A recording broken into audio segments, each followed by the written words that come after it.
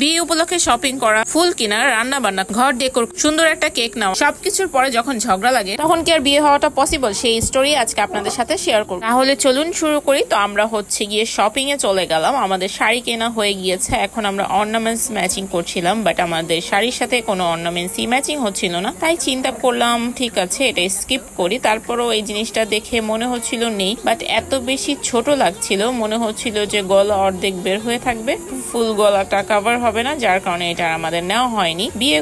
বিয়ের শপিং কিন্তু গিয়ে কসমেটিক্স থাকবে না তা কি হয়, তার জন্য আমরা তেল সাবান থেকে শুরু করে শ্যাম্পু যা যা লাগে সব নিয়ে নিয়েছি। পরে আমরা চুড়ি কিনতে চলে গেলাম, কাঁচির চুড়ি কোথাও পাচ্ছিলাম না, অনেক খোঁজার পরে তারপর আমরা এই দোকানে পেলাম এবং আমরা যেই কালারটা চাচ্ছিলাম সেই কালারটাই পেয়ে গেলাম। পরে আমি এখান থেকে 2 মোট চুড়ি নিয়ে নিয়েছি। তো মোটামুটি আমাদের শপিং ওইখানে ডান হয়ে গিয়েছে, সেদিন আর কোনো ভিডিও করা হয়নি। তারপর আমার বোন একটা ঘড়ি দেখছিল, তার নাকি ঘড়িটা খুব ভালো লেগেছে, বাট আমার কাছে খুব আহামরি কিছুই লাগেনি। তারপর আমরা গিয়ে পাস্তা খাওয়ার জন্য চলে গেলাম মটকা পাস্তাতে। তালতলার এখানে মটকা পাস্তা নামে একটা পাস্তা পাওয়া যায়, এই পাস্তাটা খুব মজা, 120 টাকা দাম। তো এই জন্য আমরা ওখানে গেলে দেখা যায় এটা আর স্কিপ করি না, এটা খেয়ে ফেলি। তো এটাই খাচ্ছিলাম, বাট সেদিন অনেক বেশি মেয়েও দিয়ে দিয়েছিল, যার কারণে খেতে ভালো লাগছে। সেদিন আর কোনো ভিডিও করা হয়নি, এটা তারপরের দিনের ভিডিও। আমরা সারাদিন ঝগড়াঝাটি করার পরে আমাদের রান্না বান্না শুরু হয় সন্ধ্যা থেকে। তার আগে আম্মু গিয়ে গরুর মাংস টাংস যা যা রান্না করার করে ফেলেছিল, আর কিছু রান্না বাকি ছিল সেটা আমি করে নিয়েছি। এরই মধ্যে আমাদের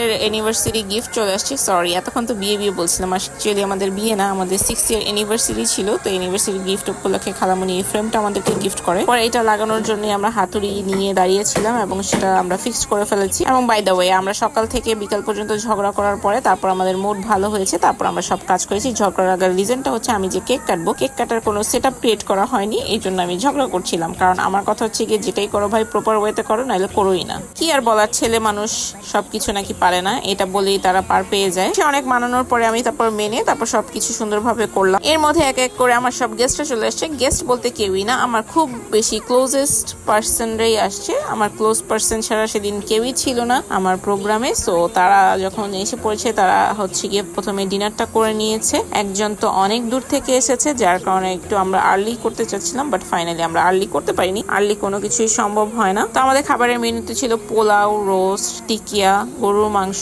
ইলিশ মাছ ভাজা, এই আর গিয়ে ডেজার্ট হিসেবে ছিল সেমাই। আর এই কেকটা আমরা নিয়েছিলাম একটা পেজ থেকে।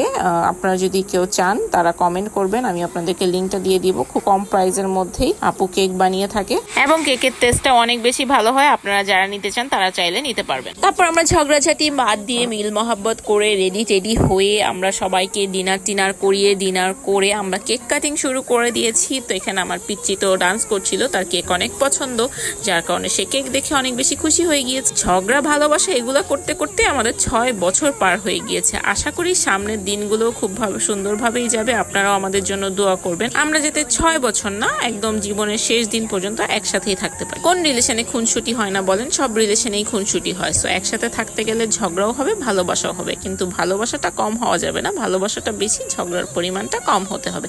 তো আজকের মতন এই পর্যন্ত। সবাই ভালো থাকবেন, সুস্থ থাকবেন, আল্লাহ হাফেজ।